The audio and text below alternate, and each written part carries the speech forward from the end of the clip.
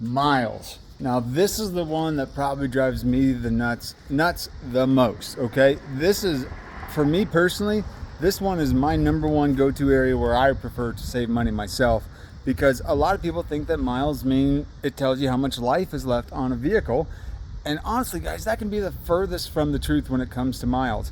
The vehicles I drive tend to have more miles than you could even imagine on them, and most people, when they think of that, they're like, okay, well then that means they're about done and useless. And that's just completely not true. Big misconception. The more miles the vehicle has does not mean it has less life. And honestly, when you're driving down the road, when was the last time you pulled up to a stop sign, looked at that sports car next to you and be like, dude, how many miles are on your odometer?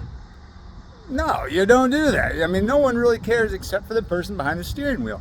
Well, here's the deal, guys. When it comes to miles, it comes down to the previous owner. You won't hear me say this much, but vehicles will last forever as long as the previous owner is willing to put the money into it. You can swap out every piece of a vehicle. You can swap out frames. You can swap out anything and everything because they're just machines made up of a bunch of parts. It's a matter of, did people do that? Did people take care of the proper maintenance? Who was the previous owner? What kind of person were they? Were they meticulous, or were they the type of person that just kind of put some duct tape and band-aids on it every time something went wrong? Those are the things you need to look for, and I want to give you a couple examples of what I mean. So here's my personal truck here. It's a 2015 3/4 ton Ram pickup truck. I bought this truck for about one third of what the auction value is. This thing is, it books well into the 20s, and we were able to buy this, it was under $10,000 because it wasn't moving. It didn't even have a transmission in it. And so the kicker on this thing is that it has 550,000 miles. Well, when I popped the hood on and looked at it, I could tell that the motor had been rebuilt. I could tell that the tires were brand new just by looking at it. I could see a lot of good things about it. Well, I had to put a transmission in it, but after I did that, this thing has been an absolute awesome truck. I've taken it down to Texas and back. I use it to go to St. Louis all the time. It's been a daily driver, and it fits all my needs. My other truck I drive, I don't know if you can see it over here or not. I'll flip you around and kind of show you. It's this white Dodge over here. It's a 2004 Dodge Ram. This one has close to 400,000 miles on it.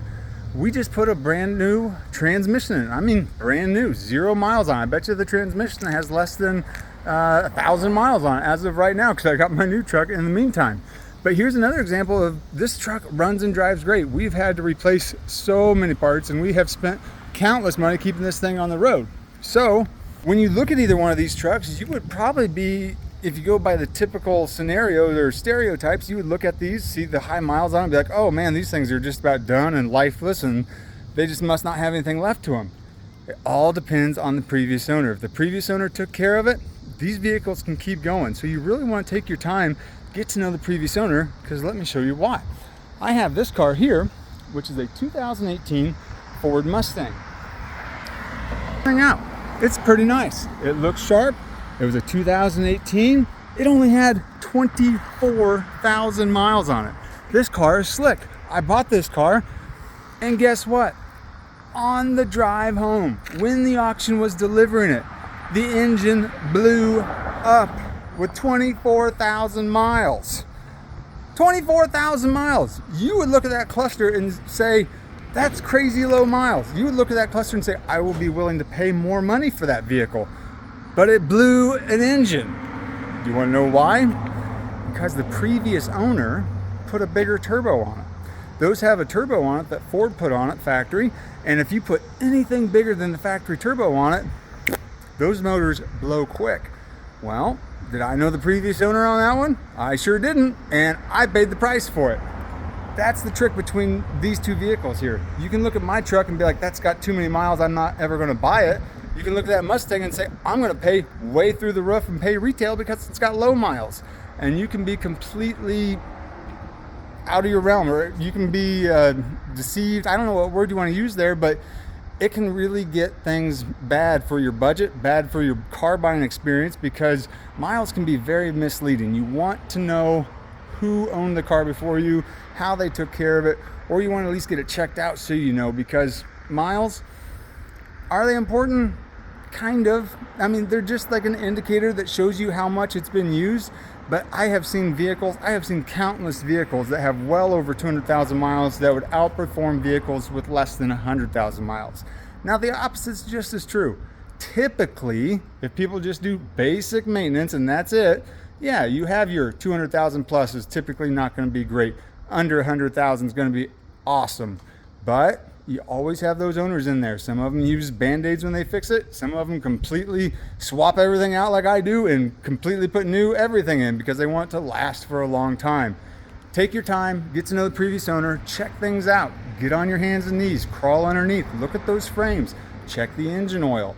Do different things like that. Check your coolant, check all your fluids, check things like that. Little indicators that are going to tell you, was this vehicle taken care of? Was this not? Some helpful hints that we do is like I look for tires. When you get vehicles with this many miles, why would they put 4 matching brand new tires on it if it didn't run very good?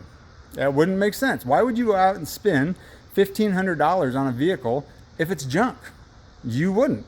But would you spend $1,500 on a vehicle you knew was a good one, even if it had high miles? Absolutely you would. So we just look for little things like that because we realize that miles to us don't mean very much because we've seen them high and good, low and bad, and vice versa. So there it is on miles, guys.